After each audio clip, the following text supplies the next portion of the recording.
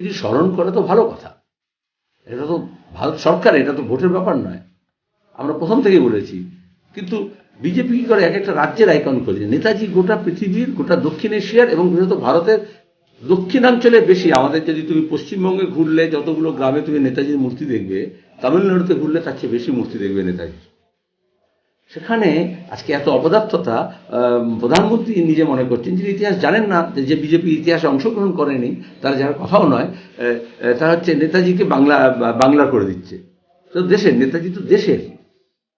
প্রধানমন্ত্রী কলকাতায় আসবেন, যেহেতু বিধানসভা ভোট, ওরা ভোটের বাইরে কিছু দেখতে পারে না। তো নেতাজির প্রতি এত শ্রদ্ধা যখন ছিল, এত পরাক্রম করতে হতো না। আমাদের কলকাতা বন্দরের কিং জর্জ ডক যেটা ছিল, তার নাম পাল্টে করা হয়েছিল নেতাজি সুভাষ ডক। গত বছর এসে প্রধানমন্ত্রী সেই ডকের ওপরে, নেতাজির ওপরে মাথায় শ্যামাপ্রসাদ মুখার্জিকে বসে দিয়েছেন। শ্যামাপ্রসাদ মুখার্জি বন্দরগাহ। তাহলে আমরা তো বাংলা রাজনীতিবিদ এবং দেশের রাজনীতিবিদ, বিশ্বের রাজনীতিবিদ, কার অবস্থান কি আছে?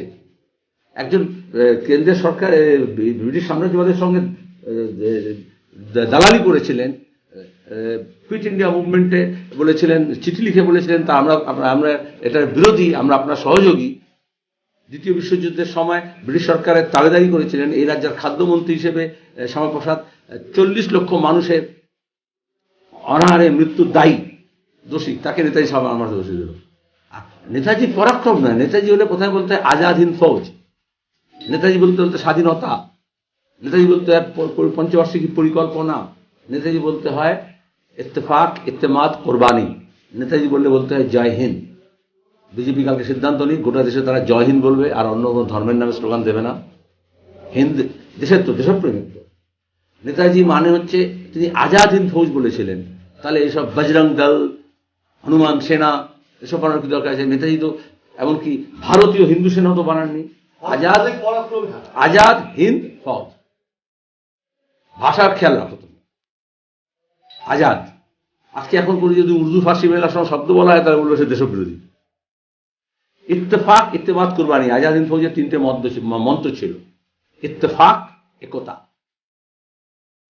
ইত্তেফাক একমত, ইত্তেমাদ বিশ্বাস, কুরবানি বলিদান, আত্মত্যাগ। এই মন্ত্রে দীক্ষিত হয়ে সাম্রাজ্যবাদের বিরুদ্ধে লড়েছিল। আরএসএস, বিজেপি ইত্তেফাকের পক্ষেও নয়, একতার পক্ষেও নয়। ইত্তেমাদ, তারা মানুষের মধ্যে সন্দেহ তৈরি করছে, বিশ্বাস তৈরি করে না। আর মানুষের মধ্যে যদি ঐক্য থাকে এবং পারস্পরিক যদি বিশ্বাস থাকে, তাহলে সে সর্বস্ব ত্যাগ করতে ব্যস্ত থাকে। আর যদি সর্বস্ব ত্যাগ না করে সর্বস্ব বেঁচে খেতে যদি চায়, যেমন খনি বেচছে, রেল বেচছে আরএসএস বিজেপি, তখন মানুষের মধ্যে দ্বন্দ্ব তৈরি করে, সন্দেহ তৈরি করে এবং অবিশ্বাস তৈরি করে। ঠিক নেতাজির পথের উল্টো দিকে গিয়েছে বলে পঞ্চবার্ষিকী পরিকল্পনা, নেতাজি আমাদের দেশের স্বাধীনতার আগেই হেড ছিলেন প্ল্যানিং কমিশনের, যে কিভাবে দেশ চলবে। বিজেপি এসে প্রথমেই পঞ্চবার্ষিকী পরিকল্পনা শেষ করে দিয়েছে, প্ল্যানিং কমিশনকে তুলে দিয়েছে। ফার্স্ট প্ল্যানিং কমিশনের চেয়ারম্যান হচ্ছেন পরাধীন ভারতে কংগ্রেসের নেতা হিসেবে, তিনি হচ্ছেন প্ল্যানিং কমিশনের চেয়ারম্যান, যে কিভাবে দেশের স্বাধীনতার পরে দেশটাকে চালানো হবে এবং স্বাধীনতার ফল সবার কাছে যাতে পৌঁছায়। পরিষ্কার হয়ে যাচ্ছে, আদানি আম্বানির জন্য যদি কাজ করে সরকার, তার সবার কাছে কি করে পৌঁছে, তার প্ল্যানিং দরকার নেই, প্ল্যানিংটা ভেঙে দিয়েছে।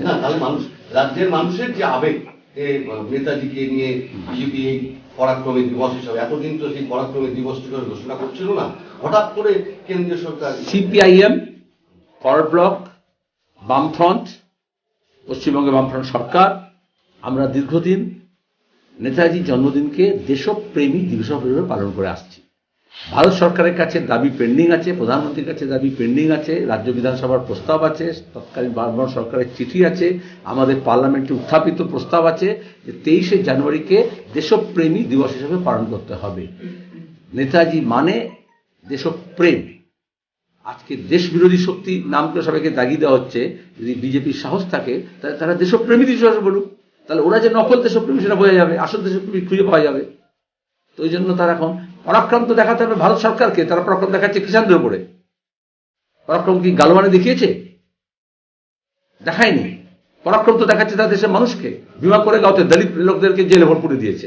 পরাক্রম তো দেখিয়েছে করোনা কালে উত্তরপ্রদেশের পুলিশ মিথ্যা মামলা করেছে সাধারণ মানুষকে। পরাক্রম তো দেখাতে হয় যেখানে, সেখানে দেখাচ্ছে না। আর এখানে দেশপ্রেম দরকার, দেশের মানুষের মধ্যে দেশপ্রেম তৈরি করতে হবে। এই জন্য নেতাজি সুভাষচন্দ্র বোস আমরা ঠিক করেছি 125তম দিনে হঠাৎ বিজেপি মনে করলে তাতে হবে না। প্রত্যেক বছর আমাদের স্কুল, কলেজ, ক্লাব থেকে পাড়া, মহল্লা, তারা সবাই নেতাজি সুভাষচন্দ্র বোসকে স্মরণ করে এবং দেশপ্রেম। এই যেমন মমতা ব্যানার্জি যেরকম করেন, তৃণমূল যেমন করে, অভিষেকের বড় ছবি লাগিয়ে পায়ের তলায় বিবেকানন্দকে লাগিয়ে দেয়, ওরকম শ্যামাপ্রসাদের ছবি আর অটল বিহারী বাজপেয়ীর ছবি আর সাভারকরের ছবি নিয়ে বিজেপি রাজনীতি করার সময় পায়ের তলায় নেতাজিকে লাগিয়ে দিয়ে পরাক্রম দেখাবে, বাংলার মানুষ এটা মানবে না।